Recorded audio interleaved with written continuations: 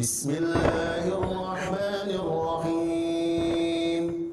Assalamualaikum warahmatullahi wabarakatuh. Alhamdulillah. Nahmaduhu wa nasta'inuhu wa nastaghfiruh. Wa na'udzubillah min syururi anfusina wa sayyiati a'malina. May yahdihillah fala mudhillalah wa may yudlil fala hadiyalah. Asyhadu an la ilaha illallah wahdahu la syarikalah wa asyhadu anna Muhammadan abduhu wa rasuluh. Amma ba'du. Para jemaah sekalian, ibu-ibu, ummahat, akhwat yang dimuliakan Allah. Pertama mohon maaf telat 3 menit dari jadwal. Yang kedua, alhamdulillah ini adalah majelis pertama, kajian pertama di tahun 2024. Selamat, ibu-ibu sekalian adalah generasi lintas abad. Ya, sudah 1/4 abad di abad 21 ini kita jalani. Hampir ya.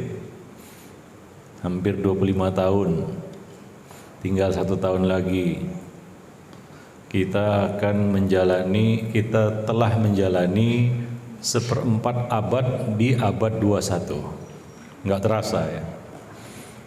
Ibu mungkin sudah menjalani 1/4 abad 20. Ada ya? Yang usianya 50 itu bagi 2 aja itu. 25 tahun abad 20, 25 tahun abad 21, kan begitu ya. Jadi kita ini generasi lintas abad namanya. Siapa di sini yang 50 tahun? Ada? Banyak? Ya. Itu lintas abad itu. Ya, sadar enggak? Ibu telah menjalani 2 abad. Abad 20 dan abad 21. Ya. Mungkin yang lahir tahun 2000-an mereka nggak paham abad 20. Bu, mana enak? Abad 20 apa abad 21? Hah? Mana yang lebih enak hidup abad 20 atau abad 21? Nggak tahu. Nggak tahu. Ya udah. Tapi begitulah ya. Allah Subhanahu wa taala memberikan umur panjang kepada kita sehingga kita bisa menikmati 2 abad sekaligus. Ya, ada saudara-saudara kita yang mungkin belum sempat mencicipi abad 21 karena keburu meninggal, kan begitu ya. Nah, kita ini diberi kesempatan 2 abad. Ya, maka kita bersyukur kepada Allah Subhanahu wa taala. Itu yang kedua. Yang ketiga, pagi ini kita akan bicara tentang masalah menjaga hati dari pengaruh luar. Begitu ya? Ya, kita masih berbicara tentang hati. Karena hati adalah perkara paling penting untuk kita urusi. Ada yang nggak ngurus hatinya? Ada yang nggak ngurus? Saya nggak usah ngurus lah. Mau bagaimana? Terserah gitu. Ada yang seperti itu. Saya sudah pasrah aja hati saya gimana. Salah bu. Perkara paling penting kita urusi itu adalah hati kita. Karena dia adalah panglima. Panglima hidup kita adalah hati kita. Kita mau kemana itu hati yang bawa. Bukan kaki, bukan mata, bukan. Tapi hati kita lah yang membawa kita. Ya, melangkah. Jadi perkara paling penting untuk kita urusi adalah hati kita. Yang mana hati ini selalu berbolak-balik ke sana kemari, ngalor ngidul, itu hati itu. Ya, hati itu suka ngalor ngidul. Itu kata hadis, ya taqallab, berbolak balik, ngalor ngidul. Kadang mau gini, kadang mau gitu, nggak jelas. Memang hati itu nggak jelas. Ya, maka untuk memperjelas hati itu perlu kita urusi. Ya, kita sudah bicara banyak tentang hati. Ya, penyakit-penyakitnya, kemudian hal-hal yang bisa menyehatkannya.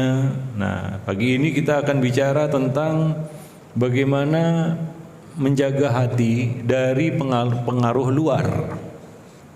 Pertanyaannya adalah, apa memang ada pengaruh luar terhadap hati? Seberapa bahaya pengaruh luar itu terhadap hati? Kan begitu ya? Dan perlu kita jelaskan di sini bahwa pengaruh luar ini adalah faktor di luar diri kita. Di luar sana ada dua makhluk. Siapa? Iya, setan. Satu lagi apa? Iya, jin dan manusia. Setan langsung. Iya, terlalu vulgar jawabannya itu. Jin dan manusia di luar sana itu ya. Nah, dan kedua-duanya ini memberikan pengaruh terhadap hati. Dan pada kesempatan sekarang, hari ini, pagi ini, kita akan membicarakan pengaruh luar yang sangat berpengaruh terhadap hati kita dari kalangan jin. Jin itu menyerang hati. Karena Allah mengatakan alladzi yuwaswisu fi sudurin nas, yang membisikkan was-was ke dalam hati manusia. Ya, dia bisikkan was-was ke dalam hati kita. Dan jin ini berdasarkan keyakinan Ahlus Sunnah wal Jamaah, dia bisa merasuki tubuh kita. Itu kata Nabi ya, inna syaitan yajri fi bani adam majrad dam. Setan itu mengalir dalam tubuh manusia seperti aliran darah. Seperti ya, artinya bukan ya dia masuk ke darah kita, enggak. Artinya dia bisa menjalari seluruh tubuh kita sebagaimana darah menjalari seluruh tubuh kita. Karena kalau ada bagian tubuh yang tidak teraliri darah, dia akan mati. Ya. Ibu pernah ke daerah dingin, sangat dingin. Itu kalau darah beku dan tidak mengaliri tangan kita itu bisa mati. Ya. Dan bisa lumpuh. Itu bahayanya daerah dingin itu. Karena tidak teraliri darah dia.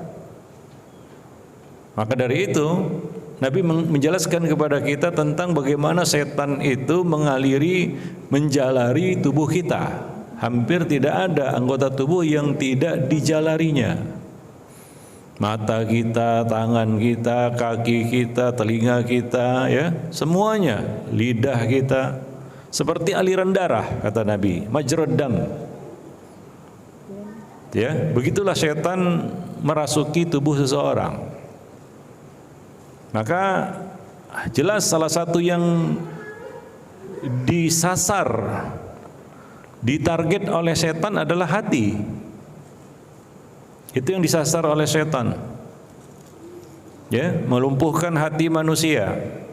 Karena kalau sudah lumpuh, hati itu lumpuh seluruhnya. Dia ibarat panglima. Kalau panglimanya sudah tertawan, maka anak buahnya tinggal diringkus. Ya kan? Iya, diringkus saja. Itu kenapa? Karena panglimanya sudah ditawan, ditangkap, diikat. Ya, para jemaah yang dimuliakan Allah. Maka kita juga harus mengerti bagaimana tipu daya ya musuh kita ini terhadap hati kita. Apa yang dilakukannya terhadap hati manusia. Kita bicara kerasukan. Ibu tahu kerasukan? Apa sama kerasukan dengan kesurupan? Hah? Sama. Samanya gimana? Kerasukan, kesurupan. Kesurupan, kerasukan. Atau itu sinonim gitu ya, kata lain kerasukan. Tapi dua-duanya bahasa Indonesia, Bu. Masa sama? Kerasukan bahasa Indonesia, kesurupan juga bahasa Indonesia. Apa sama atau beda? Ibu pernah kesurupan? Enggak. Enggak pernah. Ya udah. Kerasukan? Enggak. Enggak juga. Ya. Jadi beda, Bu, kerasukan dan kesurupan. Orang yang kesurupan pasti kerasukan. Orang yang kerasukan belum tentu kesurupan.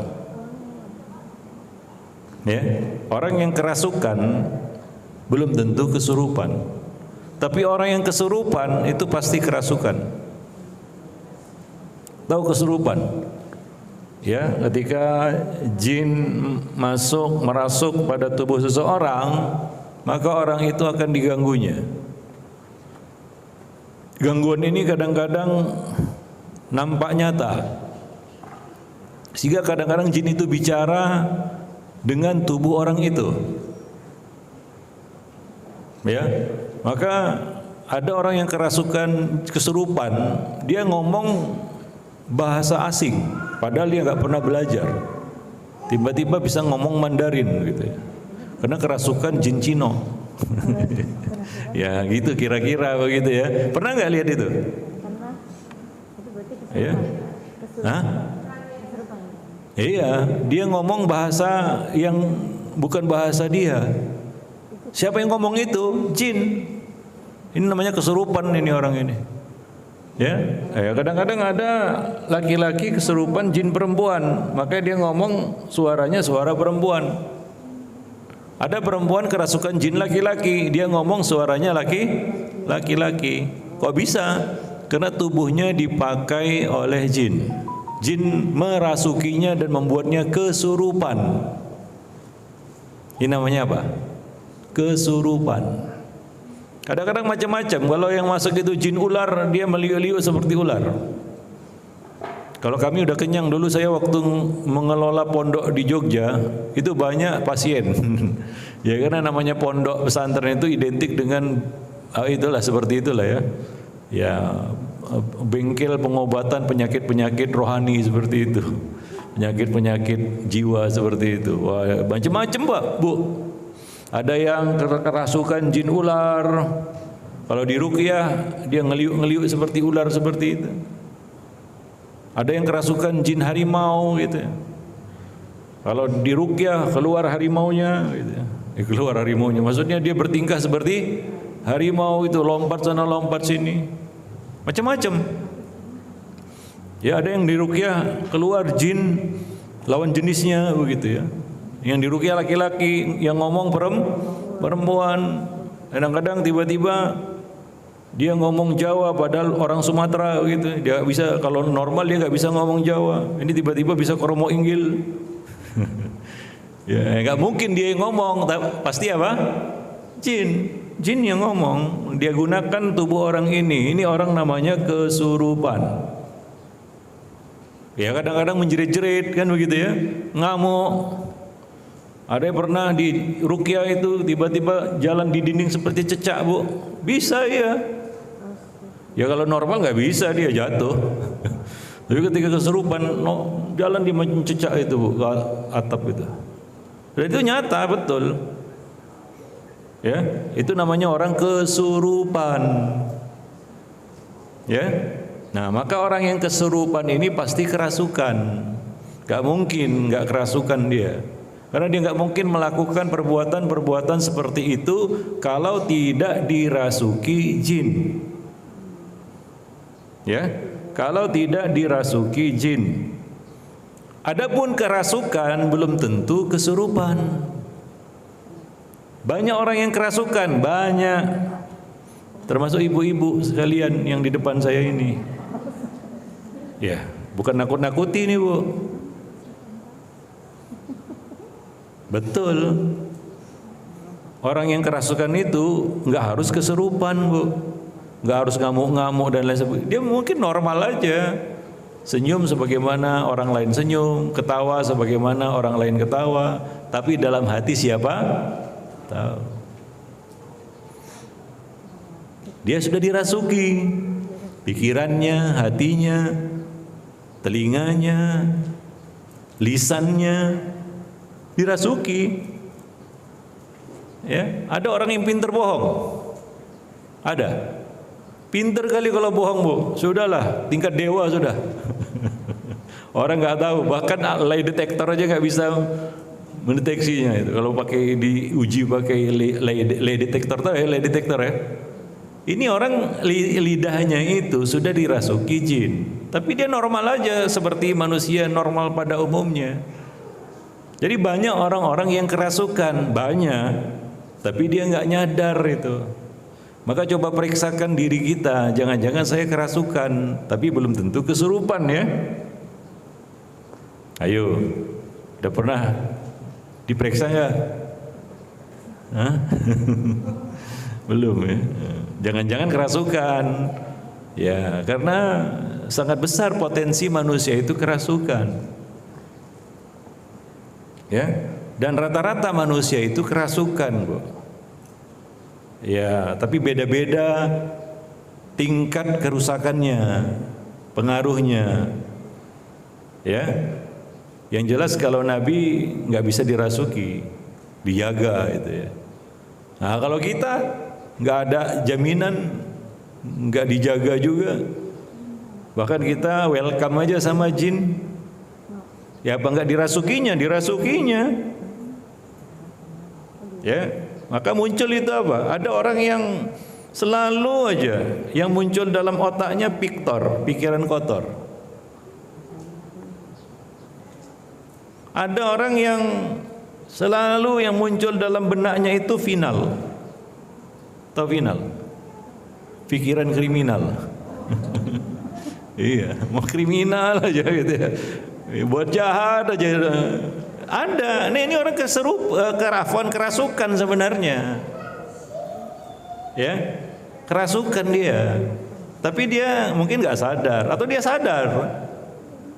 Tapi dia udah nggak berdaya gitu ya. Para jemaah yang dimuliakan, makanya di dalam Islam kita diajari berbagai macam doa. Salah satu bentuk doa itu namanya ta'wizat atau isti'adzah, berlindung kepada Allah dari apa? Gangguan setan. Yang kapan saja, di mana saja bisa merasuki kita. Bayangkan orang sholat aja bisa dirasuki setan, Bu. Orang sholat itu bisa dirasuki setan. Malah ada setan yang daerah operasinya, domnya itu. Domnya tahu ya, dom ya. Daerah operasi militernya itu di masjid. Siapa namanya? Khinzib. Dia merasuki orang yang sholat. Gimana caranya? Begitu takbir, Khinzib ini membisikkan, masuk dia merasuki orang yang sholat itu dan mengatakan, ingat ini, ingat itu. Sesuatu yang dia tidak ingat di luar sholat gitu. Di luar sholat, waktu nggak sholat dia nggak ingat. Begitu sholat ingat dia. Contohnya apa? Hutang. Begitu sholat Allahu Akbar ingat hutang. Begitu selesai sholat lupa ya. Ya diganggu ya macam-macam. Kita misalnya ada barang yang hilang begitu ya. Di luar sholat diingat-ingat nggak ingat. Berusaha untuk mengingatnya dengan keras nggak ingat. Di mana tadi? Nah, begitu takbir keinget itu. Sehingga dari takbir sampai salam ya hatinya sibuk memikirkan benda itu. Begitu assalamualaikum langsung lompat dia, Bu, ke tempat yang sudah nyantol di. Itulah setan, Khinzib itu. Itu orang sholat. Bagaimana ibu bengong? Oh, kerasukan itu. Makanya Bu, jangan suka bengong. Ya, di majelis ilmu juga jangan bengong. Ya, jangan bengong. Ibu sedang bengong atau berpikir ini? Ada juga itu di majelis ilmu aja bengong dia kan gitu ya. Salah satu ya, apa namanya kita katakan ya, momen di mana setan itu merasuki seseorang adalah saat dia bengong itu, termenung, melamun. Ya, saya ada menulis buku, bukan nulis, menerjemahkan buku judulnya jangan jamah anakku, kalau nggak salah ya judul Indonesianya, jangan jamah anakku gitu ya. Di situ dijelaskan beberapa momen di mana orang itu dirasuki jin. Khususnya untuk wanita, yaitu ketika mereka terlalu lama melamun di depan kaca. Ibu pernah? Biasanya kan benda-benda seperti itu, kaca, cermin, itu kan properti ibu-ibu itu. Ya. Kadang-kadang duduk di depan meja rias itu lama, temenung gitu ya. Nah, itu potensi ya, ibu bisa dirasuki. Ya, dirasuki. Maka jangan suka melamun. Jangan suka bengong. Makanya orang bengong itu mudah dihipnotis. Iya, kenapa? Karena memang sudah terbuka jalurnya. Maka ibu jangan mau disuruh kosongkan pikiran. Jangan mau, Bu. Bahaya itu. Supaya tenang, kosongkan pikiran, bohong. Supaya tenang katanya, kosongkan pikiran Anda, kosongkan pikiran, itu motivator, bohong. Ya, konsepnya kalau mau tenang dalam Islam apa? Zikir, ala bizikrillah tatmainnul qulub, bukan bengong, bukan ngosongkan pikiran. Dari mana ceritanya? Ya, tapi ya kadang-kadang manusia itu mudah dikadal-kadali ya. Mudah sekali dikadal-kadali ya. Para jemaah yang dimuliakan Allah. Ya. Nah, maka kalau kita tadabbur alam juga bukan bengong kan, tapi apa? Memikirkan penciptaan langit dan bumi, berpikir, berzikir, itu dia, bukan mengosongkan pikiran. Ya masuklah setan. Dirasukinya kita, ya. Apalagi bengongnya di dalam kamar mandi. Mohon maaf. Ada orang yang hobinya bengong dalam kamar mandi itu. Ya maka kita itu masuk kamar mandi itu ada doanya. Ada enggak? Ibu baca apa? Masuk kamar mandi baca apa coba? Apa ibu baca? Hah? Masuk kamar mandi baca apa?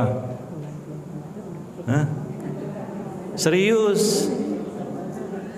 Ibu baca apa masuk kamar mandi? Hah? Bismillah. Terus? Nggak hafal. Parah ini, parah. Allah apalah ya, masa nggak hafal? Allahumma inni a'udzubika minal khubusi wal khaba'is. Bismillah itu kita baca bismillah, kenapa? Karena untuk melindungi aurat kita dari pandangan jin. Ya, Nabi mengatakan ya, satru ma baina a'yunil jinni wa aurati bani adam idza dakhalal khala atau idza dakhalal kanif ayyakula bismillah. Penghalang antara pandangan jin dan aurat anak Adam ketika dia berada di dalam toilet adalah dia membaca bismillah ketika dia masuk. Maka pertama kita baca apa? Bismillah. Baru kemudian baca doa apa? Allahumma inni a'udzubika minal khubuthi wal khaba'is. Artinya, ya Allah, aku berlindung kepadamu dari gangguan si khubus dan khaba'is. Siapa khubus? Khubus itu bentuk jamak dari khabith. Ini nama jin. Jadi jin itu punya nama, iya. Dia punya identitas. Ada KTP-nya. Khabis, jamaknya khubut. Apa ini? Siapa ini khabis ini? Dia adalah jin laki-laki yang ada di toilet. Tempatnya memang di toilet. Dia standby di situ. Sebagaimana khinzib standby-nya di masjid. Khaba'is itu jamak dari khabithah.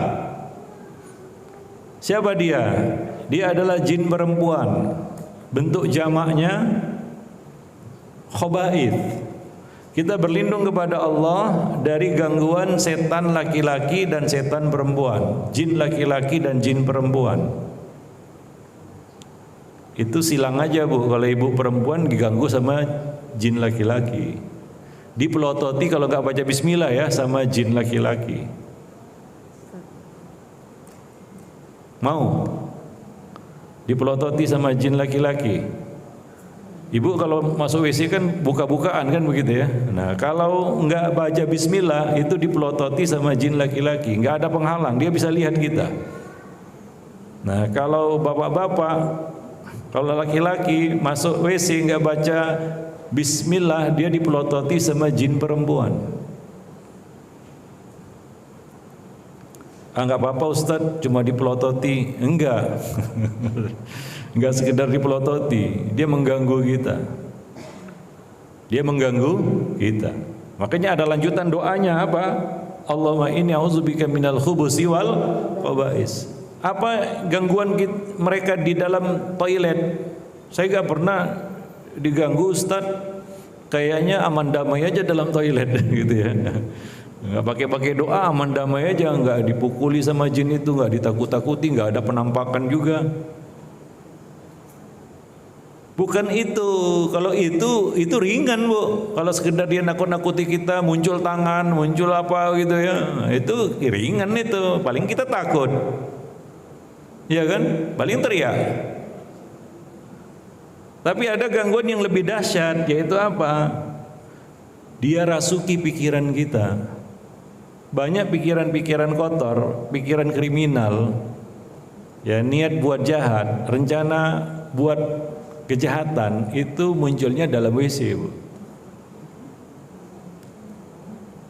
Nggak sadar kita, tapi dirasukinya kita. Makanya kalau dalam WC jangan lama-lama.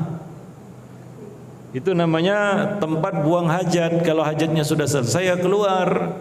Makanya yang paling parah itu sudah ngelamun dalam WC. Ngelamun saja itu potensi masuk jin ke dalam tubuh kita, apalagi di dalam WC. Jinnya bukan sembarang jin, memang untuk mengganggu orang. Apa yang dia ganggu? Pikiran kita Bu. Kalau dia ganggu mata kita, dia muncul penampakan, paling menjerit Ibu. Habis itu kan selesai. Tapi kalau dia rasuki pikiran kita, ini berbahaya ini.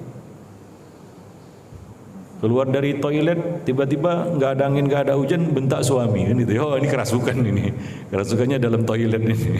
Ya, para jemaah yang dimuliakan Allah. Nah, begitu. Ya maka ya toilet itu adalah tempat kotor. Makanya kita nggak boleh zikir dalam toilet. Karena nggak boleh zikir dalam toilet, tidak baca zikirnya ketika kita masuk toilet. Iya kan? Kita nggak boleh sholat di kamar mandi, nggak boleh. Baca Quran nggak boleh. Bahkan jawab salam nggak boleh.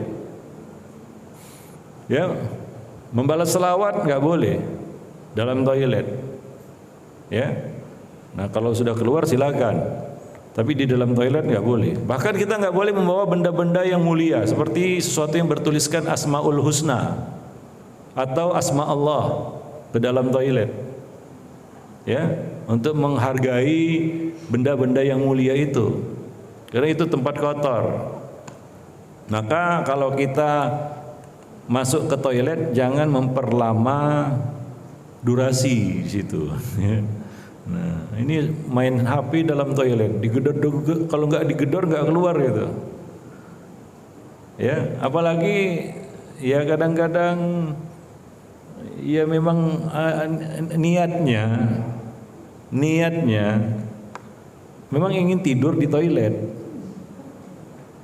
atau ingin bengong di toilet atau ingin berlama-lama dalam toilet, dalam kamar mandi. Ibu pernah tidur di kamar mandi? Belum pernah? Tertidur lah, kalau tidur ya kamu ya, tertidur di kamar mandi, pernah nggak? Pernah. Iya, ada orang yang memang ada niatan untuk tidur di kamar mandi itu.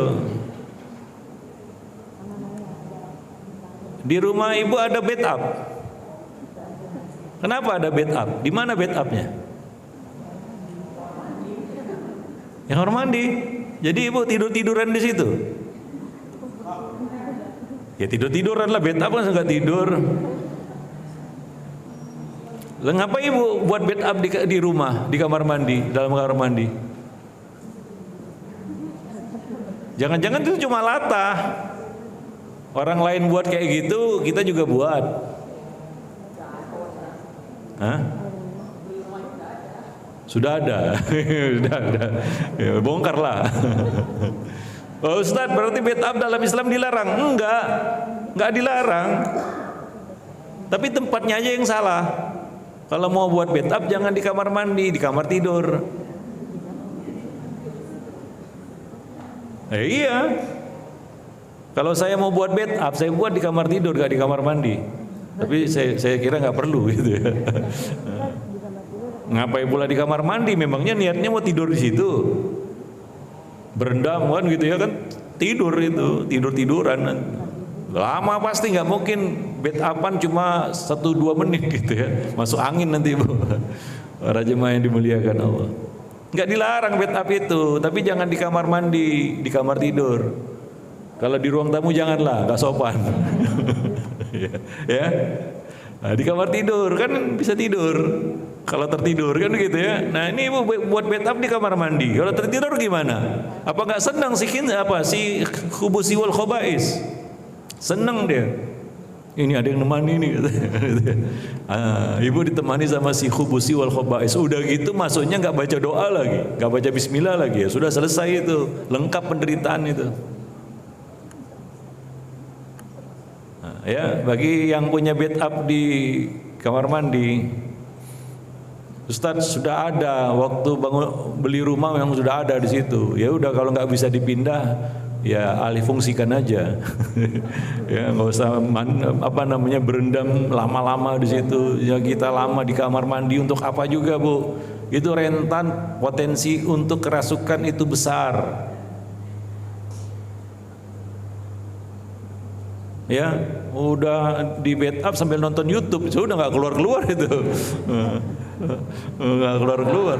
Udah PW lagi kan gitu ya. Udah PW di situ ya apa enggak berteman sama si khubusi wal khobais. Ingat dalam kamar mandi itu ada si khubusi wal khobais. Ya. Nah, kalau sudah selesai hajatnya, selesai mandinya, selesai bersih-bersihnya, keluar. Ya, para jemaah yang dimuliakan Allah. Jadi ini namanya kerasukan. Jadi banyak orang-orang yang kerasukan, dia nggak nyadar. Sepertinya normal. Maka disebut orang marah itu kerasukan. Tapi dia nggak mau disebut kesurupan, walaupun nyaris. Ya kan? Orang yang marah itu emosi meninggi, itu kan seperti orang kesurupan sebenarnya. Tapi kalau dia dibilang kesurupan, dia nggak mau. Tapi yang jelas orang ini kerasukan. Para jemaah yang dimuliakan Allah, ya. Nah, maka ini akan mengganggu ibadah kita. Misalnya sholat susah khusyuk, ini salah satu indikasi kerasukan, Bu. Ya, sholat nggak bisa khusyuk, susah khusyuk. Mendengar ilmu susah paham, ini indikasi kerasukan. Ya, dengarkan nasihat panas, ini kerasukan ini. Saya pernah ya di Jogja, ini saya cerita lah ya. Ini pengalaman pribadi, based on true story ini. Jadi ada pasien pula, orang yang minta bantuan untuk diruqyah. Dia sudah ngaji Bu, sudah ngaji, artinya sudah apalah, dia mau taubat lah ya. Dia ini dulu belajar bela diri, silat harimau katanya. Ada namanya tapi ya nggak usah disebut lah namanya ya. Tapi ini bela diri, hati-hati dengan bela diri Bu. Kadang-kadang kita dimasukkan jin sama guru itu. Iya. Itu biasanya tingkat-tingkat akhir kan itu ya. Kita nampak loyalitas kita kan begitu ya. Kita kadang-kadang dimasukkan itu jin supaya sempurna jurusnya itu. Nah, orang ini dulu belajar silat ini. Silat jurus harimau. Jadi yang dimasukkan ke dalam tubuhnya sama gurunya katanya ini, dia nggak sadar, itu jin harimau. Nah, ketika dia sudah berumah tangga, ini dia udah apalah ya, sudah taubat lah kita katakan, sudah ngaji lah ya. Nah kadang-kadang waktu kalau tidur malam itu istrinya itu masih sering mendapati dia itu mengeram seperti harimau. Istrinya tahu itu, nggak biasa kan. Kalau orang ngorok, kalau biasa lah manusia ngorok gimana bu? Gitu kan. Ini enggak, itu macam harimau. Si istri nggak tahu bahwasanya suaminya ini dulu belajar silat. Nah, ya, lalu mereka datang ke Jogja, ya kan, minta diruqyah lah. Ini dia yang minta ya. Jadi dia dengan kesadaran penuh ingin jin itu keluar darinya. Tapi ternyata nggak mudah bu. Itu diruqyah berkali-kali, sudah keluar, masuk lagi. Indikasinya masuk dari mana? Istrinya yang tahu. Kalau dia tidur muncul lagi itu erangan seperti erangan harimau. Akhirnya diruqyah lagi, keluar lagi, memang keluar harimaunya begitu. Begitu berkali-kali. Ya memang susah itu kalau dimasukkan bu ya. Kalau dia usil masuk ke dalam tubuh kita itu bisa keluar. Tapi kalau dimasukkan, nah ini ekstra berat perjuangannya ini. Maka jangan coba-coba ya masukkan jin ke dalam tubuh kita. Kita yang minta ya. Atau dimasukkan ya atas kesadaran kita, ini susah keluarnya. Itu pengalaman itu. Ada beberapa kasus jin itu susah keluar. Di antaranya adalah jin itu mau balas dendam. Ada seorang akhwat dulu ya, di pondok juga ini, di pondok akhwatnya. Kalau tadi laki-laki, ini perempuan. Dia kerasukan jin ular bu. Karena dia pernah waktu remaja dulu ya, dia bunuh ular. Ternyata itu jin. Yang dia bunuh itu anak jin. Bapaknya marah. Akhirnya bapaknya ini, jin ular ini masuk dalam tubuhnya. Dan dia gak mau keluar. Keluar masuk lagi, diruqyah keluar masuk lagi. Kalau udah kerasukan itu dia gini lah bu. Macam ular gitu, di bawah gitu. Wah, badannya bisa lentur gitu kayak ular gitu loh. Itu nyata dan saya yang nangani itu. Umu juga sama ustazah tanyalah, dia tahu itu, kawannya itu. Nyata ini, bukan rekayasa. Seperti itu. Itu susah keluar itu kalau memang jinnya itu memang tujuannya untuk balas dendam. Bukan nggak bisa ya, tapi susah aja itu. Perlu perjuangan dari orang itu sendiri juga melawannya itu. Bahkan ketika diruqyah dia mengatakan saya nggak akan keluar sampai orang ini mati katanya. Begitu itu. Yang kedua memang dimasukkan atas keinginan sendiri. Ilmu misalnya ya, walaupun ilmu bela diri, ada ilmu-ilmu yang lainnya kan begitu ya. Susuk dan lain sebagainya itu kan dimasukkan, susah keluarnya itu. Nah, dia bilang gini, Ustadz, dia kan nyewa di dekat pondok gitu ya. Jadi kalau taklim dia ikut gitu ya. Ustadz katanya, saya ini kalau taklim apapun saya bisa dengar.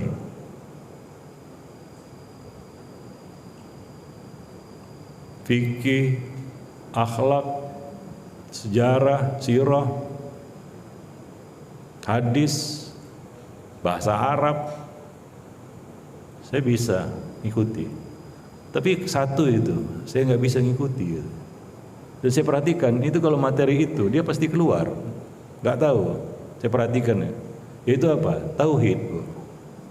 Kalau sudah materi tauhid, membahas tauhid, dia berkata, saya nggak tahan itu kalau sudah materi tauhid, kayaknya panas gitu ya. Gelisah karena jin itu masih ada. Dia kayak berontak dia Ustaz katanya. Kalau sudah dengar materi tauhid.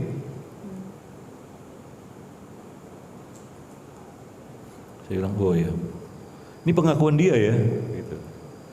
Dia merasa jin itu ngamuk gitu dalam tubuhnya. Maka nggak ada jalan lain kecuali dia keluar gitu ya. Memang jin itu mau dia tidak mendengar itu.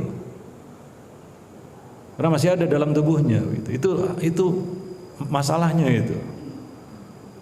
Nah, maka ya memang orang itu terhalang dari kebenaran, dari hidayah. Salah satunya adalah kerasukan jin. Maka kalau orang yang nggak suka ngaji tauhid, dengar tauhid kepanasan, langsung tuding Wahabi, itu kerasukan itu. Ada di sini kayak gitu, jangan ya. Itu indikasi kerasukan betul itu. Dengar kajian tauhid, dia meradang gitu ya. Bahas syirik, bahas ini kayak gelisah begitu. Wahabi ini Wahabi, itu jin yang teriak itu. Jin itu, kerasukan dia itu. Langsung fitnah sana sini, nggak karuan. Itu kerasukan jin, Bu. 100% yakin saya. Kerasukan belum tentu kesurupan ya. Ada di sini seperti itu? Tunjuk tangan. Jangan takut, biar saya ruqyah maksudnya. Itu indikasinya itu. Susah dia dengar tauhid itu. Nah, orang ini juga sama itu. Semua materi agama bisa dia ikuti kecuali tauhid. Kayak berontak begitu ya. Wallahu alam. Ya artinya apa? Jin itu tahu juga dia mana yang penting, mana yang enggak. Yang ya penting tapi enggak sepenting itu. Ya kan? Ya, para jemaah yang dimuliakan Allah. Jadi hati-hati gangguan jin terhadap hati. Dia merasuki tubuh kita. Dan anggota tubuh pertama yang dia rasuki adalah hati manusia. Itu kata Allah Subhanahu wa taala, alladzi yuwaswisu fi sudurin nas. Yang memasukkan, membisikkan waswas, merasuki waswas ke dalam hati manusia.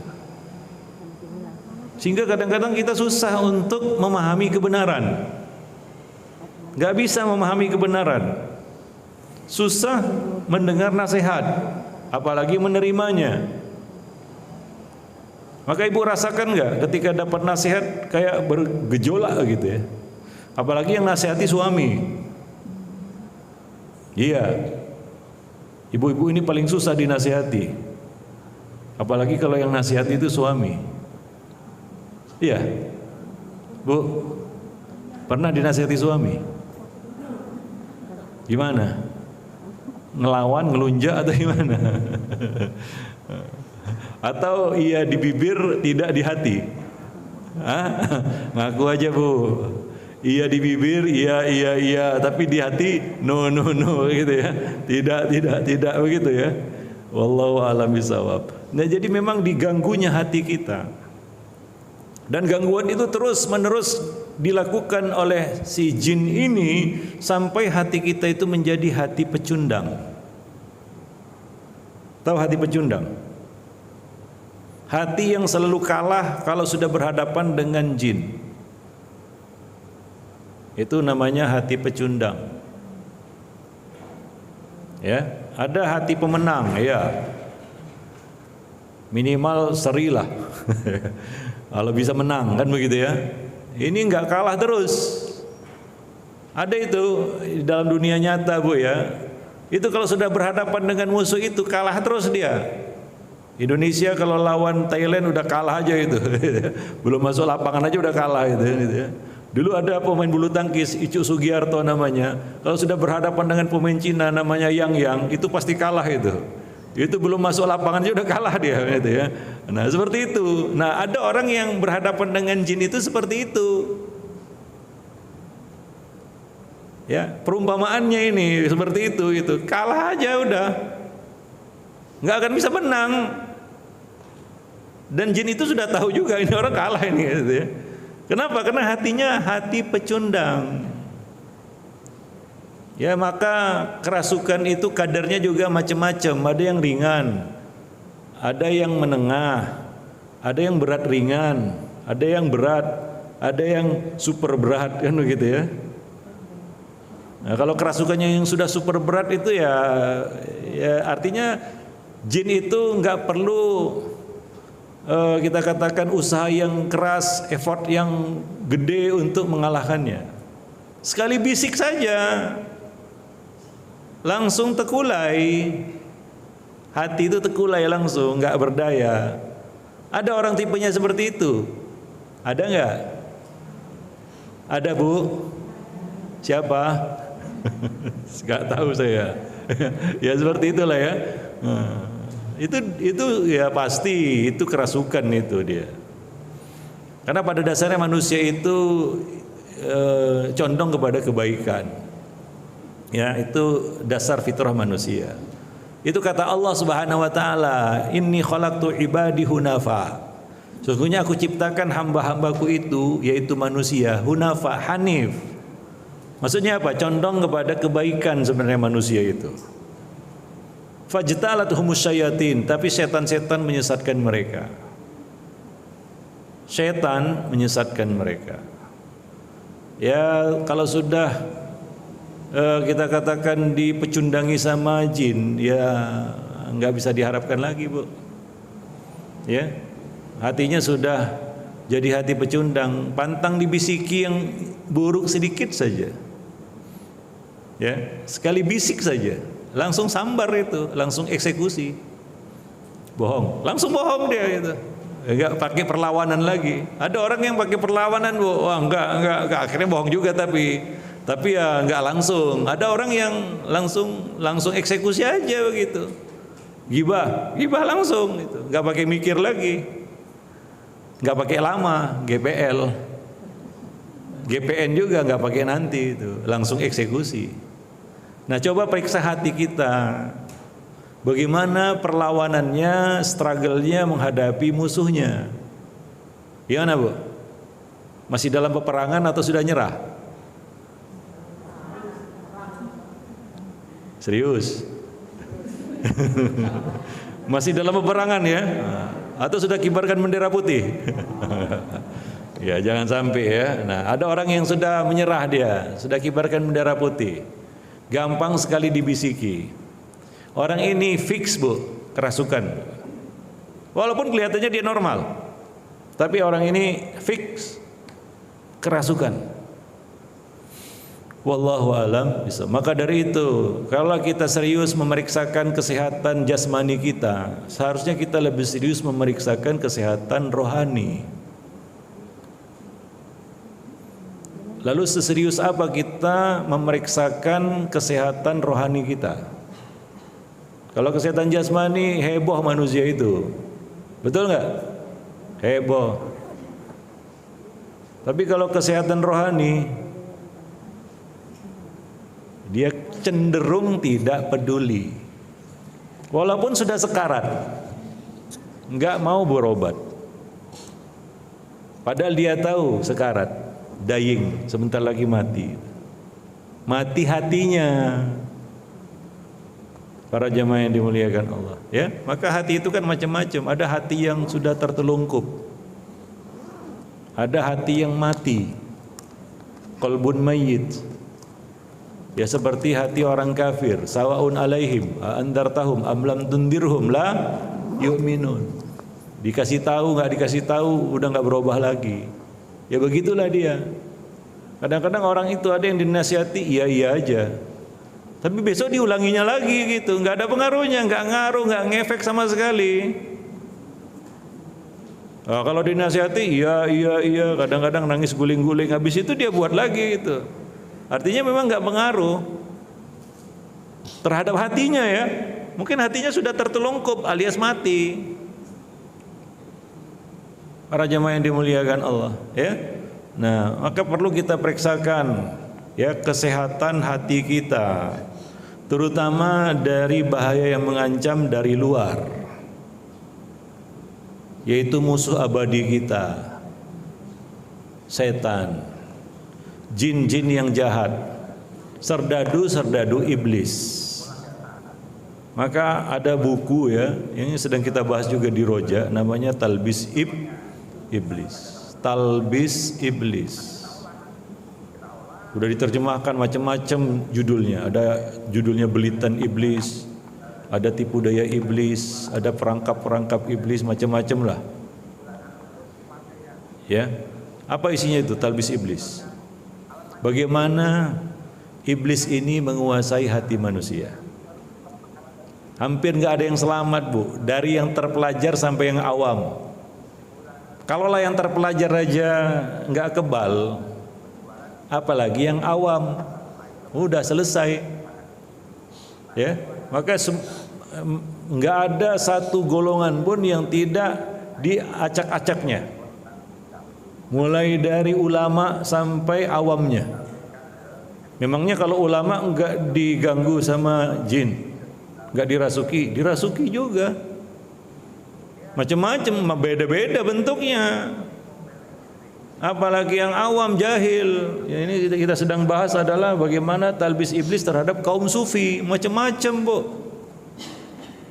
Ya, luar biasa. Itu kan hasil penelitian dari Ibnul Jauzi. Apa yang dilakukan jin terhadap kita itu lebih dahsyat lagi sebenarnya. Pernah baca bukunya Talbis Iblis sampai selesai? Bacalah, beli. Kalau nggak bisa bahasa Arabnya, bahasa Indonesianya, baca sampai habis ya. Baca sampai habis ya, biar tahu gimana itu. Luar biasa, Bu, mengerikan memang. Kalaulah orang yang pinter saja nggak selamat, apalagi kita yang jahil. Nyaris gak akan selamat, nyaris. Cuma ya celakanya manusia itu bertingkat-tingkat juga. Ya, nah yang paling bahaya ya seperti orang-orang sufi ini, jauh dari ilmu, bahkan memusuhi ilmu. Wah, tambah dahsyat kesesatannya, tambah jauh penyimpangannya, dan mereka menganggap itu semua benar gitu. Ya, wallahu a'lam bishawab. Ya, nah, silakan baca buku itu. Itu salah satu buku yang bagus untuk dibaca. Ya, nah demikian. Walaupun kita katakan nggak semua tipu daya iblis disebutkan oleh Ibnul Jauzi di dalam bukunya itu. Ya, ada buku-buku lain juga yang perlu dibaca berkaitan dengan bagaimana ya kita katakan muamalah kita, interaksi kita dengan jin ini. Bagaimana peperangan kita melawan jin. Ada buku-buku yang ditulis oleh Abdurrahman Abdul Salam Bali kalau nggak salah. Ya, di situ diceritakan berbagai macam bentuk-bentuk gangguan jin terhadap manusia. Ya, langkah-langkah yang dilakukan oleh jin, khutuwat namanya itu yang Allah sebutkan, wala tattabi'u khutuwatis syaitan. Khutuwat itu langkah-langkah, Bu. Seperti main catur, ada langkah. Ya, dia tidak vulgar, tapi tiba-tiba kita sudah kena sekakmat aja. Pernah main catur? Gak hobi ya? Saya juara 3 tuh. Dulu. Itu kayak gitu tuh main catur tuh. Tiba-tiba sudah kena sekakmat aja kita. Nah, begitulah yang namanya langkah-langkah itu. Berhadapan dengan setan itu juga kita nggak terasa tiba-tiba kita sudah kena sekakmat sama setan. Nggak bisa ngelak lagi udah. Berapa banyak orang yang seperti itu. Ketika ditanya kenapa kamu buat ini, udah terlanjur Ustaz. Sudah terkondisi. Kok bisa seperti itu? Itu ada langkah-langkahnya, nggak langsung setan itu nggak to the point, nggak. Maka ada perkataan Yahya bin Yahya, seorang ulama salaf, dia mengatakan setan itu rela membuka 99 pintu kebaikan untuk menyesatkan anak Adam dari satu pintu kejahatan. Dia pancing kita dengan 99 pintu kebaikan hanya untuk menjebak kita ke satu pintu kejahatan. Bayangkan itu. Dahsyat enggak? Meleng sedikit hilang barang istilahnya. Apa?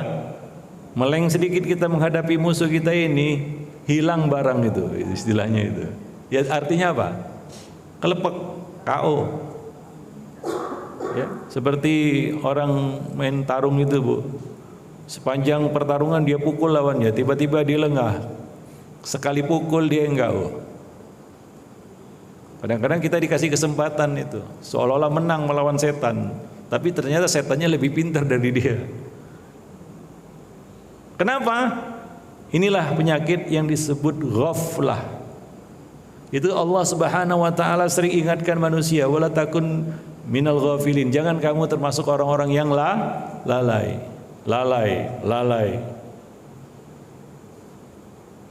Ya, orang yang kebanyakan lalainya ya sudah bisa dipastikan lah dia akan kalah melawan musuhnya ini. Pintunya itu lalai, gerbangnya lupa itu. Ya, kalau ditanya kenapa lupa? Ya, kenapa kamu melakukan ini? Kenapa nipu orang? Lupa. Kenapa buat ini? Lupa. Kalau keseringan lupa namanya lalai. Nah, kalau sudah terus lalai, akhirnya dia akan menjadi seperti yang dia lakukan. Kalau pendusta, dia sudah disebut kadzdzab, bukan sekedar dusta. Maka ada langkah-langkahnya itu. Nabi mengatakan innal kadzib yahdi ilal fujur wal fujur yahdi ilan nar. Sungguhnya bohong itu membawa kepada keburukan, kejahatan, dan kejahatan itu membawa kepada apa? Neraka. Orang itu bohong sekali, lalu senantiasa bohong 2 kali, selalu berbohong 3 kali, hingga mencari kesempatan untuk berbohong. Udah cari-cari kesempatan dia untuk bohong. Artinya kalau nggak bohong nggak sah. Awalnya dia cuma bohong sekali aja gitu ya. Lama-lama sering 2 kali 3 kali. Lama-lama jadi kebiasaan, senang bohong, selalu bohong. Lama-lama apa? Dia cari kesempatan untuk bohong. Kan biasanya orang itu bohong kalau kepepet, betul nggak? Terdesak kan begitu ya. Oh, untuk menyelamatkan diri kan begitu ya. Akhirnya bohonglah dia kan begitu. Nah, ini enggak.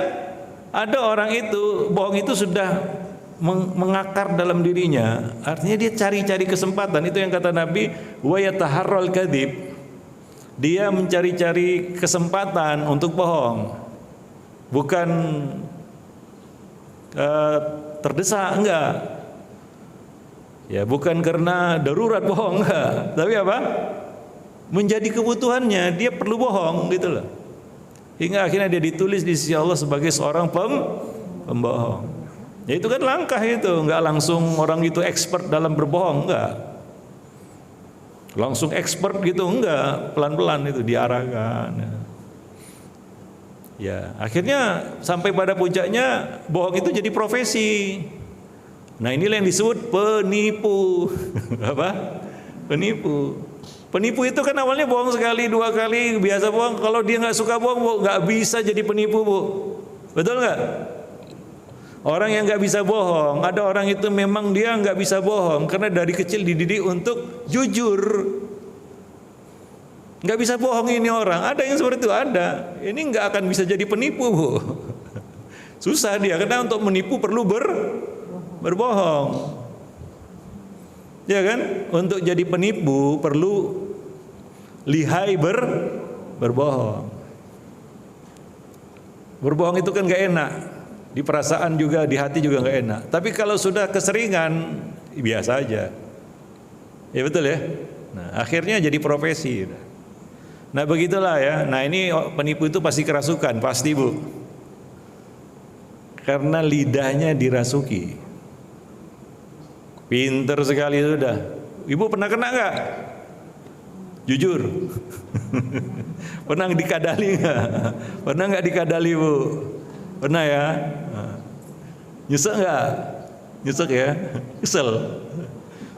Iya. Kadang-kadang kita berpikir ini orang kok tega banget kan gitu ya. Ya, ngaku aja lah, rata-rata kita sini mungkin pernah lah dikadali. Nggak pernah aja. Malu aja kan?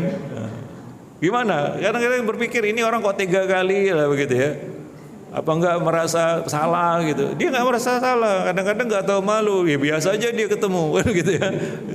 Kesel juga kita gitu ya. Malah kita yang menghindar gitu ya. Para jemaah yang dimuliakan Allah. Ya seperti itu, ya. Para jemaah yang dimuliakan Allah. Saya tahu ya. Ini juga kebiasaan sebenarnya. Saya dapat laporan ada beberapa majelis-majelis ilmu. Di situ ada pelaku kejahatan yang modus operandinya itu mengambil barang jemaah. Bukan di sini, bukan. Saya tidak tempat lain, jauh. Tapi terjadi ini. Orangnya itu aja itu. Bahkan sudah diiklankan itu. Tersangkanya gitu. Tapi orang ini tetap datang, Bu. Tapi gerilya lah dia kan, kalau di sini udah lupa baru datang di sini. Padahal di sini pernah nipu dia gitu ya. Tapi orang kan lupa kan gitu ya. Muncul lagi dia gitu. Kasus lagi. Si Umu pernah itu yang jemput dia itu handphonenya hilang gitu ya. Orang-orang baru sadar, oh tadi ada di sini, rupanya hilang handphonenya udah. Itu penyakit. Ada orang yang memang seperti itu karena kebiasaan. Yang sakit tangannya atau hatinya itu? Hatinya. pantang silap barang orang itu penyakit. Orangnya itu aja, Bu.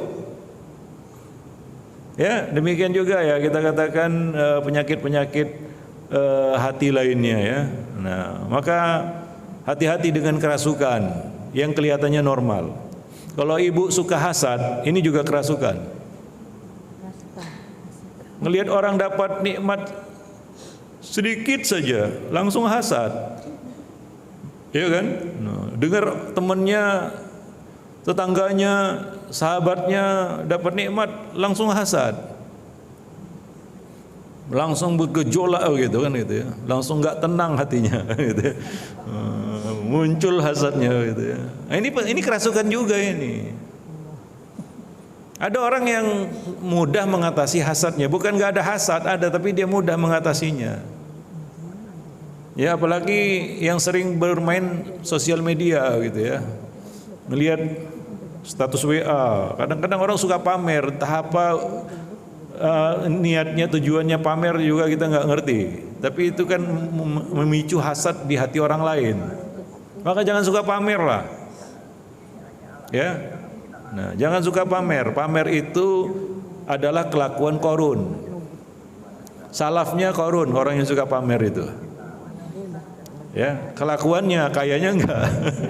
Ya, kalau ya seperti Qarun kayaknya juga lumayan, ini enggak. Seperti Qarunnya pamernya, Bu, bukan kayanya. Ya, Qarun betul-betul kaya itu, ya kan? Nah, tapi dia suka pamer. Ini sudah barang nyicil, suka pamer lagi kan gitu ya. Aduh, menyedihkan kan gitu ya. Nyicil semua, motor nyicil, begitu diengkol bunyinya dit dit dit dit dit kredit, digas tang tang tang utang, pamer di media sosial. Pergi umrah, rupanya apa? Ngutang, nyicil. Pulang umrah gak selesai cicilannya sampai mati kadang-kadang kan gitu ya. Nah, itu saya dapat laporan juga dari pemilik travel itu. Ada orang yang berangkat itu pakai apa ya, apa namanya, ditalangi dulu lah gitu ya, nanti kalau pulang saya bayar katanya. Rupanya nyicil bayarnya, udah nyicil nggak lunas sampai hari ini katanya. Itu hanya juga seperti itu ya, para jemaah yang dimuliakan Allah. Taib, jadi hati-hati ya dengan penyakit hati, hati-hati dengan hati. Kalau ada perkara yang paling penting kita urusi adalah hati kita. Orang yang sudah nggak ngurusi hatinya, ini artinya hatinya sudah mati sebenarnya. Hati itu seperti tanaman, kalau nggak disiram, kalau nggak dirawat, dia liar dan mati. Pertama liar dulu, sudah liar mati dia. Seperti itulah hati kita, kalau nggak diurus, seperti tanaman. Ibu kan suka tanaman ya, nanam bunga. Nanam bunga nggak? Masa ibu-ibu nggak suka bunga? Bunga hati.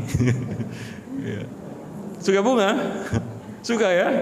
Suka. Coba tanam bunga nggak diurus, apa yang tumbuh? Rumput. Ya, akhirnya semakin liar. Akhirnya rumputnya yang tumbuh, bunganya yang mati. Bukankah demikian?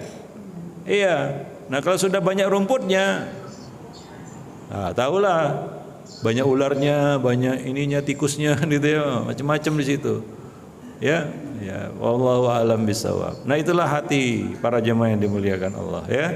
Nah, ini pengaruh eksternal ya, pengaruh luar terhadap hati. Maka kita harus menjaga hati kita dari hal-hal seperti itu. Maka jangan kendor zikir. Itu yang pertama. Karena Allah mengatakan ala bidzikrillah tatmainnul qulub. Hati itu menjadi lurus, tenang dengan zikir. Terutama zikir pagi dan petang, dan zikir-zikir sehari-hari. Zikir sehari semalam, karena hampir semua aktivitas pakai zikir. Kan begitu ya? Para jemaah yang dimuliakan Allah. Mau tidur baca doa, zikir. Ya, bangun tidur zikir, masuk kamar mandi zikir, keluar kamar mandi zikir. Ya. Bahkan kita mau berhubungan intim saja dengan pasangan kita zikir. para jemaah yang dimuliakan Allah, ya. Nah, yang kedua, jangan berhenti berpikir. Tadabbur, tafakkur. Karena itu ciri penuntut ilmu. Miliki ketahanan belajar, Bu. Karena orang yang ketahanan belajarnya payah, ya mati akalnya, nggak bisa berpikir lagi dia. Jadi banyak bengongnya. Nah, orang-orang seperti ini gampang kerasukan. Ya, ibu datang ke majelis ilmu, jangan datang duduk dengar diam. Makanya kalau ditanya jawab, kan begitu. Nah, saya sering nanya-nanya, nggak jadi masalah kan? Tapi dijawablah. Harus ada interaksi. Saya sengaja mengajak ibu berinteraksi, bukan hanya ibu dengar saja begitu. Lalu manggut-manggut, saya nggak tahu paham atau tidak, gitu ya. Senyum, kan begitu ya. Saya nggak ngerti, makanya berinteraksi. Paham Bu ya? Paham nggak? Iya. Nah demikian, ibu-ibu ini hebat memang. Taib. Jadi demikian kajian kita, materi kita pada kesempatan pagi ini, mudah-mudahan bermanfaat ya. Nah, saya kasih kesempatan untuk tanya jawab. Silakan yang mau bertanya berkaitan dengan materi kita pada kesempatan pagi ini. Coba, silakan tanya. Bismillahirrahmanirrahim. Jazakallahu khairan Ustadz atas tausiahnya. Assalamualaikum warahmatullahi wabarakatuh.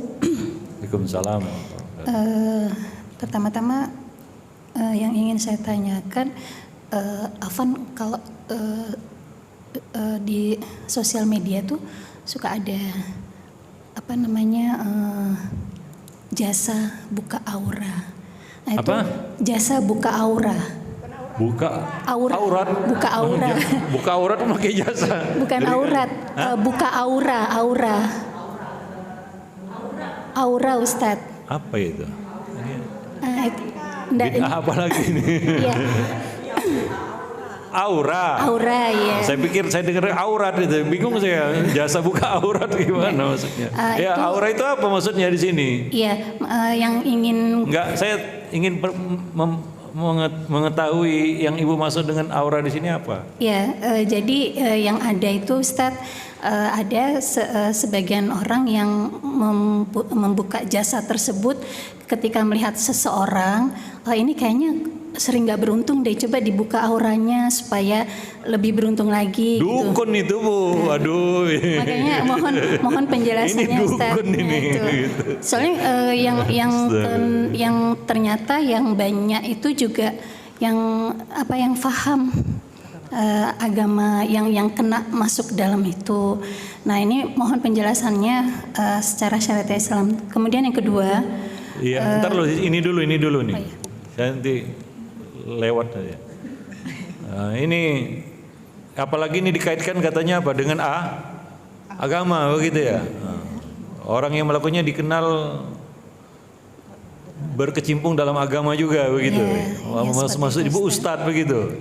Enggak, maksudnya orang yang orang pintar. Iya. Dukun. Itu sebutan lain, orang pintar itu biasanya berarti dukun itu ya Ustadz. Ya itu bahasa lainnya. Oh ya, baik. Nah sekarang aura apa maksudnya? Nah itu makanya mau ditanyakan. Nah ibu sendiri bingung Ustaz. Kan begitu ya, apalagi saya gitu ya. Soalnya maksudnya keberuntungan. Gitu. Dia bisa lihat keberuntungan. Dari mana dia bisa lihat keberuntungan? Nah, itu ya. Makanya mau ditanyakan itu Ustaz. Horoskop. Wah, ditanya nanti bintangnya apa begitu. Gimana Ustaz? Bintang, zodiak gitu. Oh bukan, enggak. Jadi atau kartu. Biasanya seperti itu. Enggak. Sebagian orang dia pakai kartu. Hati-hati, itu bisa membahayakan tauhid kita. Ya, itu nggak dikenal. Kalau seperti itu ada yang pertama melakukannya itu Nabi atau para sahabat. Ada nggak seperti itu? Nabi jumpa orang, aura kamu ini belum terbuka ini, nggak ada kan? Iya, nggak seperti itu. Kita kan baca Quran, kita ada agama, semua sudah lengkap, Bu. Gimana supaya jadi orang yang beruntung? Itu sudah ada jalannya, sudah ada pedomannya, nggak usah bingung. Ya, kecuali ibu nggak tahu itu semua, ya mudahlah dikadal-kadali sama orang seperti itu. percaya aja, wah aura kamu tutup, oh iya gitu. Ya, itu musibah jahil tuh seperti itu, mudah aja diomong-ambing. Ya, nah kita nggak tahu, makanya kita mudah disesatkan kan begitu. Wallahu a'lam. Ya jadi nggak usah percaya dengan hal semacam itu. Iya. Kemudian boleh satu lagi Ustadz. Iya. Yang kedua tadi berkenaan dengan alladzi yuwaswisu fi sudurinas. Iya. Apa hasad bisa menimbulkan hasad itu adalah salah satu indikasi Was-was. kerasukan gitu ya. Iya. Nah, sekarang bagaimana solusinya kalau misalkan kita sering berinteraksi dengan orang tersebut, tapi orang tersebut yang justru menimbulkan masalah gitu. Misalkan terjadinya konflik yang setiap hari terus menerus, tidak ada penyelesaian, tapi tidak itu dalam satu misalkan antara anak dengan anak atau orang tua dengan anak atau suami dengan istri dan seterusnya. Nah itu bagaimana menyelesaikannya Ustaz? Gitu saja. Hubungannya dengan hasad apa ini? Konflik suami istri lah. Ya, contohnya Ibu berkonflik misalnya sama seperti itu. suami misalnya. Enggak, contohnya misalkan konflik antara satu keluarga, entah itu anak dengan anak atau orang tua dengan anak atau suami dengan istri atau istri dengan suami gitu Ustaz. Nah itu Terus? Setiap hari itu ada konflik. Nah konfliknya itu yang tadinya bukan masalah besar harus tadinya kecil tuh diperbesar gitu. Itu bagaimana solusinya? Apakah memang harus menghindar atau bagaimana gitu sementara? Iya, manusia pasti berkonflik, Bu. Itu kata Al-Qur'an, wala yazaluna mukhtalifin. Dan manusia itu selalu senantiasa berselisih. Enggak pandang ibu sedekat apa dengan dia. Bahkan ada potensi semakin dekat semakin banyak konflik itu. Betul. Ibu biasa berkonflik dengan orang yang jauh atau dekat? Dekat. Hasad biasanya terjadi antara orang yang jauh atau orang yang dekat. Ngapain juga ibu hasad sama orang yang ibu gak kenal? Kurang kerja itu. Wah saya hasad kali sama Bill Gates, kaya kali dia. Siapa dia siapa kita kan gitu ya. Tapi dengan teman, nah itu dengan sesama saudara, nah itu kan ada di dalam Al-Quran, ya kan? Kisah Nabi Yusuf, siapa yang hasad? Saudaranya sendiri. Ya, nah demikian para jemaah yang dimuliakan Allah. Manusia memang berkonflik, Bu. Itulah manusia. Tugas kita apa? Ya, bagaimana kita bisa menyelesaikan masalah kita dengan manusia. Maka ada perintah kita untuk apa? Berdamai. Kalau ada saudara kita bertikai, didamaikan, berdamai. Ya, dan damai itu baik. Allah katakan as-sulhu khair, berdamai itu baik, tapi susah. Itu masalahnya. Damai itu baik nggak? Baik, tapi susah. Ibu bisa berdamai dengan orang yang berkonflik dengan ibu, itu luar biasa itu. Ya, makanya kita dianjurkan untuk mengedepankan apa?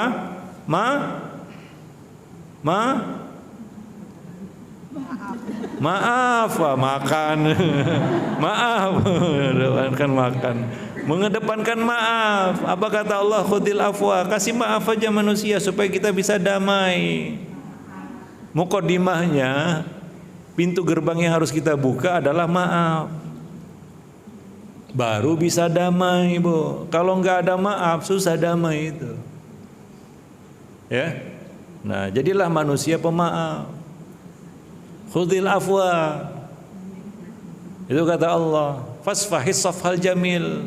Maafkanlah manusia, relakan mereka dengan cara yang baik. Ya. Nah, supaya kita bisa berdamai. Kalau berat terasa, menyingkirlah, wa'arid anil jahilin, kan begitu. Nah, supaya kita bisa selamat. Hati itu susah, Bu, untuk selamat. Ya. Nah, demikian. Wallahu a'lam bishawab. Silakan yang lain. Syukran Ustaz. Yang lain yang mau bertanya, silakan.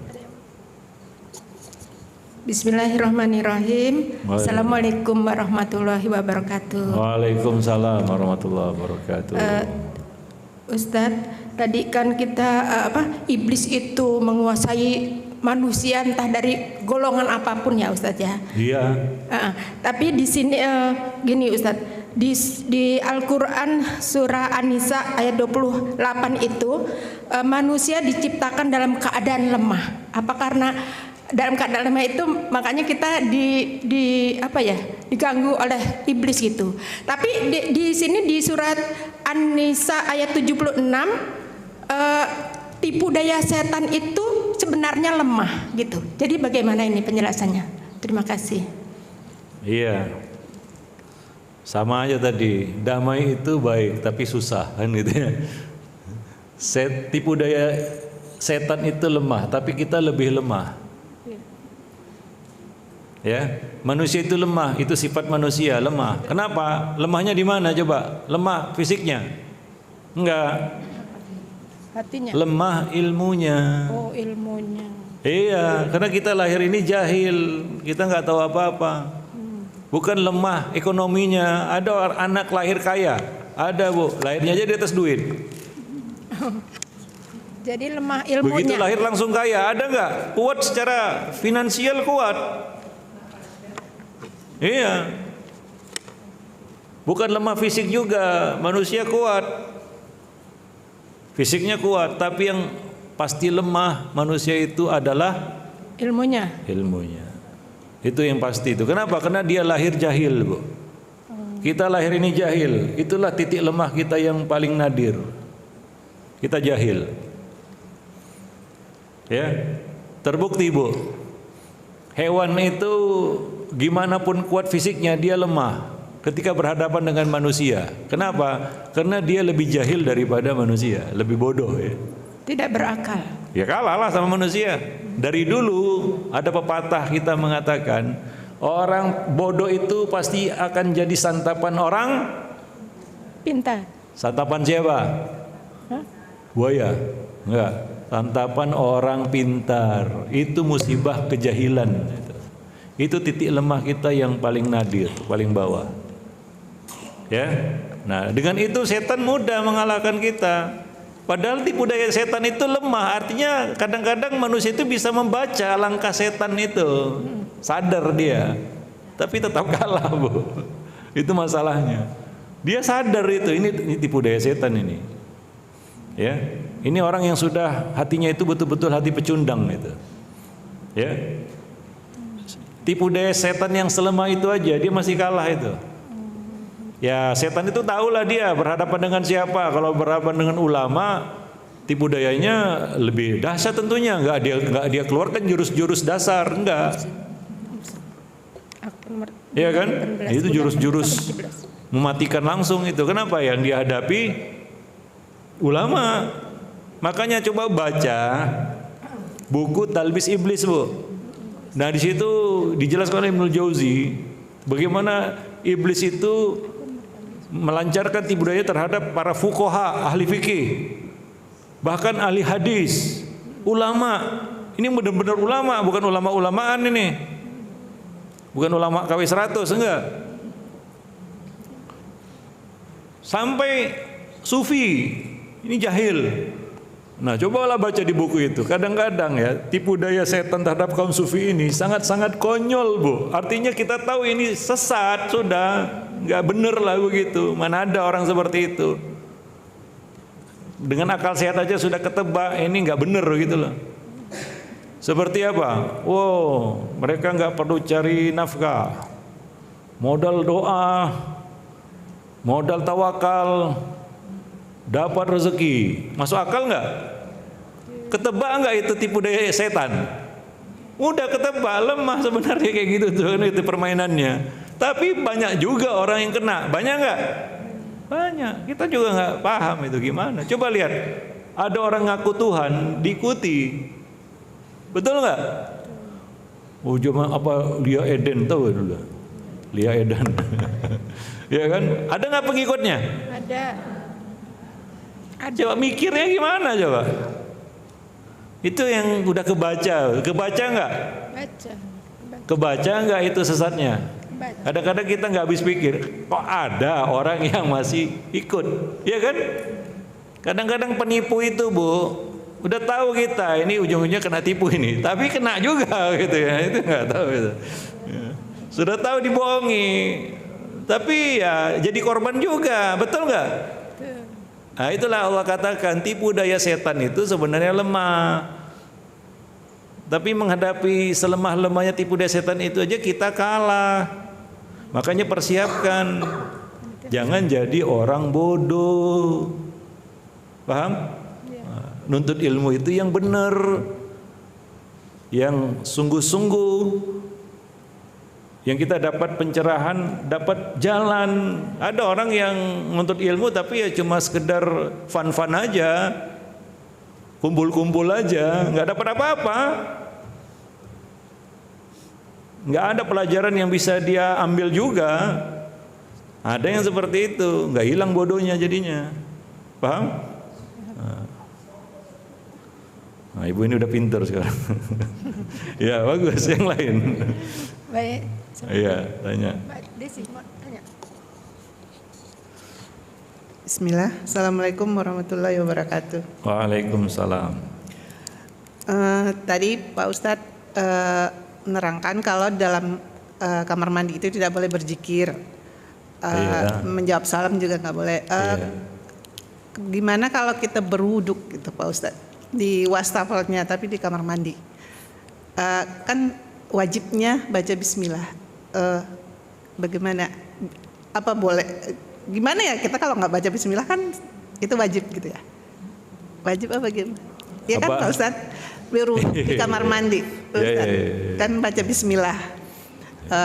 Berwuduknya di wastafelnya ada di kamar mandi gitu. Terus memang harus wudhu di kamar mandi. Ya ada tempatnya seperti itu adanya. Oh gitu. Iya. Kalau memang nggak ada tempat untuk wudhu selain di situ, ya baca aja lah bismillah Bu. Kan ini kan kita membacanya untuk satu amalan yang kita lakukan di dalam kamar mandi. Ya kan? Nggak mungkin Ibu keluar dulu bismillah masuk lagi lalu berwudhu. Iya makanya nanya. Nggak bisa lah. Kenapa? Karena begitu Ibu keluar baca bismillah di luar, masuk kan baca doa. Berarti terputus, nggak nyambung antara amal dengan doanya. Tetap baca bismillah. Ya baca di dalam. Kan tujuannya bukan untuk zikir juga. Karena kebetulan amal itu dilakukan di dalam kamar mandi. Boleh, boleh ya Pak Ustadz. Ya nggak masalah. Nah, habis selesai wudhu, Ibu baca doa nggak? Baca doa di luar. Bacanya di mana? Di luar. Oh di luar. Kan Iya. Ibu mau keluar toilet kan baca doa. Ya. Terputuslah antara amal dengan doanya. Hah? Ada perantara doa yang lain. Oh, itu salah Pak Ustadz. Kalau baca doa sesudah. Gak apa-apa. Oh, nggak apa-apa. Ya itu kebetulan amal kita dilakukan di dalam kamar mandi, Bu. Baik. Karena zikir-zikir yang menyertai amal itu dilakukan saat beramal, sesudah beramal, nggak bisa terputus dengan doa-doa yang lain. Oh, Paham? Ibu mandi di mana coba? di kamar mandi. Apa di luar? Tidak. Enggak ya? Enggak. Dalam kamar? Mandi. Ibu baca doa nggak? Baca bismillah. Di mana baca doanya? Di luar. Enggak di dalam sih. Pinter. Ibu baca doa di luar, masuk kamar mandi kan baca doa. Iya. Terputuslah. Nggak nyambung antara doa kita dengan amal kita. Terputus dengan doa masuk kamar mandi. Sama seperti mandi besar gitu juga kan baca bismillah gitu Pak Ustadz. Iya. Bacanya di mana coba? Ya Di kamar. pasti sawarnya.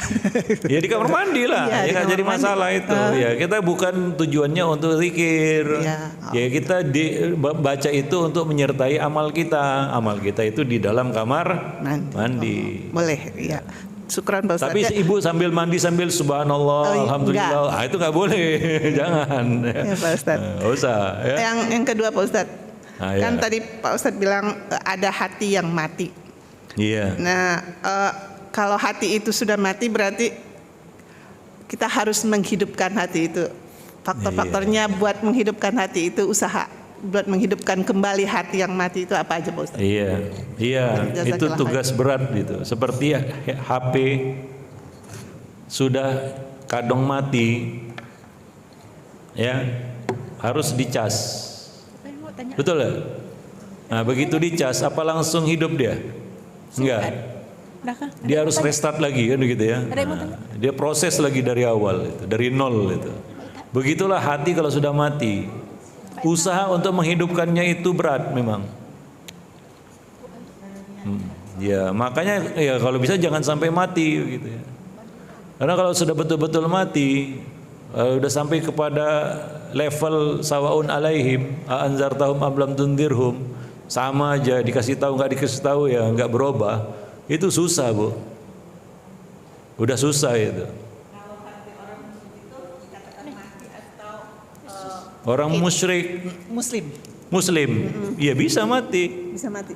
iya. Kan Munafik misalnya, yang mati itu kan mungkin orang kafir gitu ya ya. Pak munafik Ustadz. juga mati hatinya, munafik, orang munafik mati hatinya. Oh, saya Ya pikir cuma kan kita nggak tahu orang munafik itu kelihatannya kan dia muslim ya, tapi hatinya kan kita nggak tahu. Ini munafik nifak i'tiqadi ya. bukan sakit. Ya, Pak. Secara umum kita hukumi dia muslim, tapi dalam hati siapa tahu. Ini hatinya mati. Berapa banyak orang yang masuk Islam itu pura-pura. Munafik enggak? Munafik. Ini contoh hati yang mati, yaitu hati orang munafik dan orang kafir. Wallahu a'lam bishawab. Ya demikian. Terakhir, siapa yang mau bertanya? Pertanyaan terakhir.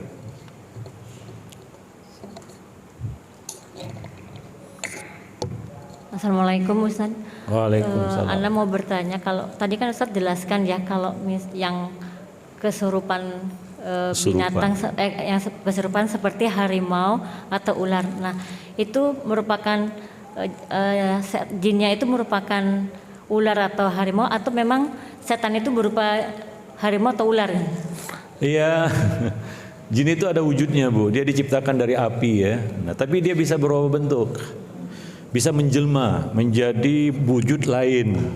Ada wujudnya harimau, ada wujudnya manusia juga, ada wujudnya ular, ya, anjing hitam kan begitu ya. Itu beberapa bentuk-bentuk jelmaan jin yang disebutkan Nabi yang pasti ya. Bisa anjing hitam kan begitu ya. Atau misalnya ular kan begitu, ya, atau makhluk-makhluk lainnya. Jadi jin itu bisa menjelma dia bisa berubah wujud seperti malaikat. Kalau kita nggak bisa, ya, karena materi penciptaan kita tanah, mereka cahaya dan api. Makanya kalau ada ular, ya kita di rumah ya, pastikan ini bukan jin. Kalau jin, ya itu tadi, itu kisah nyata itu. Dia waktu remaja atau gadis katanya, pernah waktu kecil lah kita katakan ya, pernah membunuh ular, anak ular, ternyata itu anak jin. Itu pengakuan jinnya masuk, dia nama saya ini katanya, saya ini mau balas dendam katanya. Itu jin ular. Jadi jin itu menjelmanya dalam bentuk ular. Makanya kalau diruqyah ngeliuk-ngeliuk dia kayak ular. Ngeliuk di sini Bu, di lantai gitu. Kalau diruqyah, kalau udah normal enggak ya biasa gitu. Bisa, jin itu bisa mati. Yang nggak bisa mati itu satu jin namanya iblis. Karena itu dikasih tangguh dia sampai hari kiamat. Mati juga nanti hari kiamat nanti matinya. Ustaz, untuk membedakan ular itu memang betul-betul binatang atau jin gimana? Ya, Kalau pas berada di rumah. diusir dia. Kalau pergi dia itu jin. Kalau nggak pergi, ini ular beneran, dibunuh lah. Iya gitu. Wallahu a'lam bishawab ya. Nah demikian. Taib. Ya kalau nggak percaya, nggak percaya. Ibu tanyalah sama Umu Ustazah itu, cerita akhwat kerasukan jin ular. Dia yang ikut nguruqyah itu soalnya. Ya. Artinya betul-betul nyata, bisa. Ya. Nah, maka memang kita perlu berlindung diri. Zikir pagi dan petang itu sangat krusial, Bu. Jangan lewat lah itu. Zikir pagi dan petang. Ya. Kalau nggak bisa semua, 1, 2. Yang penting jangan lewat. Karena nggak harus dibaca semua juga. Ya, nah demikian. Wallahu a'lam bishawab. Kemudian zikir waktu mau tidur, itu jangan lewat juga. Kenapa? Itu waktu yang krusial karena waktu kita tidur, ruh kita terangkat. Kita nggak tahu apa yang terjadi. Maka baca doa sebelum tidur. Ya. Nah, kita nggak tahu diganggu jin dengan apa. Ada orang yang tidur, bangun tidur murtad, Bu, karena melihat mimpi. Ada nggak? Ada. Banyak. Kehilangan iman dia, bayangkan itu. Diganggunya waktu kapan? Tidur. Dapat mimpi. Lihat inilah, ketemu inilah. Itu mungkin lupa doa dia. Maka baca ayat kursi. Baca apa lagi, Bu, kalau mau tidur selain doa? Surat Al-Mulk, kan begitu ya. Kepanjangan surat Al-Mulk, ya baca ayat kursi aja lah. Baca apa lagi? Kul yang 3 itu, kulhu kan gitu, kul a'udzu birabbil falaq, kul a'udzu birabbin nas. Ada yang belum hafal? Kalah lah sama anak TK. Playgroup aja hafal kok. Nah demikian. Wallahu a'lam, supaya nggak diganggu waktu tidur. Nah kemudian momen-momen tertentu kita memasuki daerahnya. Contohnya apa? WC, baca doa. Masuk ke tempat yang baru, asing, baca doa. Apa doanya coba? Ini baru, tempat baru kita datangi misalnya. Apa doanya coba? Iya, a'udzu bikalimatillahi tammati min syarri ma khalaq. Masuk masjid aja doa, Bu, karena di dalam ada khinzib, ada jin juga. Gitu ya. Apa doanya masuk masjid? Allahumma ftahli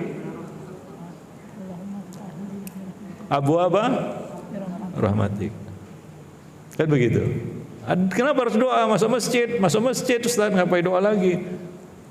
Karena ditambah dengan salawat dan lain sebagainya, kan gitu masuk masjid. Tapi minimal itulah. Karena di dalam masjid ini juga ada penunggunya. Ada jinnya juga. Kan ada Quran dibacakan, ada sholat, ada zikir, ya kan? Kok ada jin juga? Ya itulah uletnya jin, Bu. Gigih dia. Dia tempatkan pasukannya di sini. Ganggu orang yang sholat. Dia hanya nyingkir waktu azan aja, nyingkir itu. Selesai azan balik lagi dia. Komat nyingkir dia. Habis komat balik lagi dia. Allahu a'lam bishawab. Taib, sampai di sini dulu pertemuan kita, mudah-mudahan bermanfaat. Lebih dan kurang saya mohon maaf. Subhanakallah wa bihamdik, asyhadu an la ilaha illa anta, astaghfiruka wa atubu ilaik. Assalamualaikum warahmatullahi wabarakatuh.